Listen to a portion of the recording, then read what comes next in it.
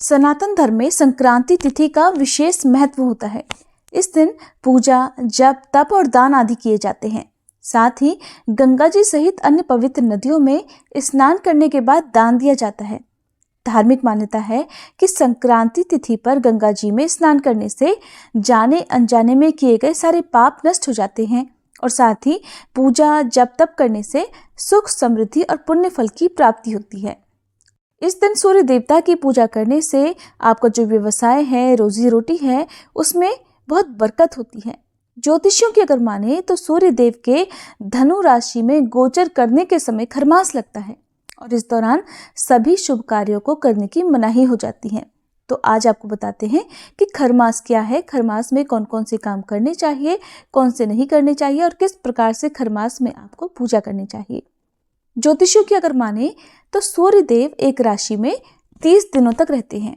वहीं जब धनु और मीन राशि में गोचर करते हैं तो सूर्य देव के तेज के प्रभाव से धनु और मीन राशि के स्वामी देवगुरु बृहस्पति जी का जो प्रभाव है वो क्षीण हो जाता है।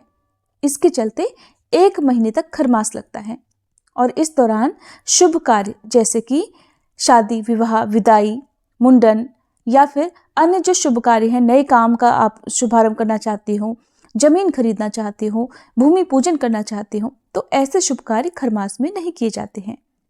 हिंदू पंचांग के अनुसार 16 दिसंबर को सूर्य देव शाम 3:58 पर वृश्चिक राशि से निकलकर धनु राशि में प्रवेश करेंगे, इसलिए इस दिन से ही खरमास लग जाएगा। इस राशि में और सूर्यदेव 30 दिनों तक रहेंगे।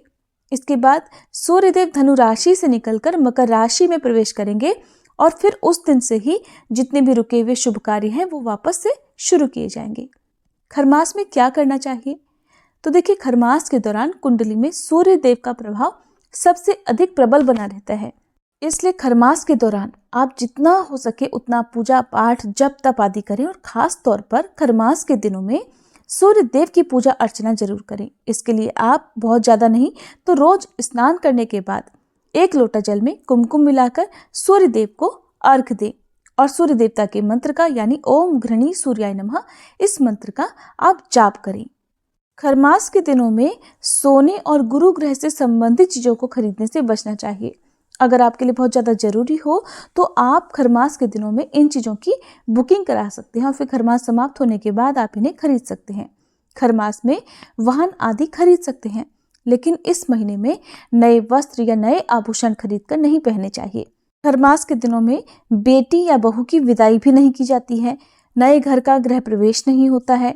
कोई भी आप व्यावसायिक प्रतिष्ठान यदि खोलना चाहते हैं तो उसका शुभारंभ भी आपको नहीं करना चाहिए। आपको खरमास के दिनों में यदि हो सके तो दिन में 3 बार श्री आदित्य हृदय स्तोत्र का पाठ करना चाहिए।